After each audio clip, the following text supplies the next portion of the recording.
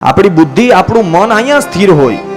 આ મન અહીંથી ધીમે ધીમે કરતા આગળ વધતા વધતા પેલા અહીંયા સ્થિર કરવાનું પછી ધીમે ધીમે કરતા આગળ વધતા વધતા જ્યારે અહીંયા પહોંચી જાય આને બ્રહ્મરંધ્ર કહેવાય સમજો અહીંથી મન અહીંયા પૂગી જાય ને એટલે બ્રહ્મરંધ્રમાં મન પહોંચી જાય અને જ્યારે આ મન અહીંથી અહીંયા બ્રહ્મરંધ્રમાં પૂગી જાય પછી પરમાત્માનો અનુભવ થઈ જાય પરમાત્માનો સાક્ષાત્કાર થઈ જાય અને હું તમે ચાંદલો અહીંયા જ કરીએ આનું કારણ એ છે કે આપણી બુદ્ધિ આપણું મન અહીંયા હોય ને આપણે આપણી બુદ્ધિની પૂજા કરીએ છીએ તો મનને પેલા અહીંયા સ્થિર કરવાનું અને અહીંથી આમ કરતા કરતા મન અહીંયા જ્યારે બ્રહ્મરંધ્રમાં પૂગી જાય એટલે પરમાત્મા મળી જાય અને અહીંથી અહીંનું અંતર તમે ગણો જઈએ 4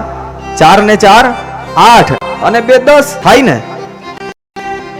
આ યોગની પરિભાષા છે થોડીક સમજવામાં અઘરી લાગશે પણ ભગવાન બહુ દૂર નથી ખાલી મન અહીંથી અહીંયા પૂગી જાય ને એટલે ભગવાન મળી જાય પણ અહીંથી અહીંયા પૂગવામાં સાહેબ આખી જિંદગી નીકળી જાય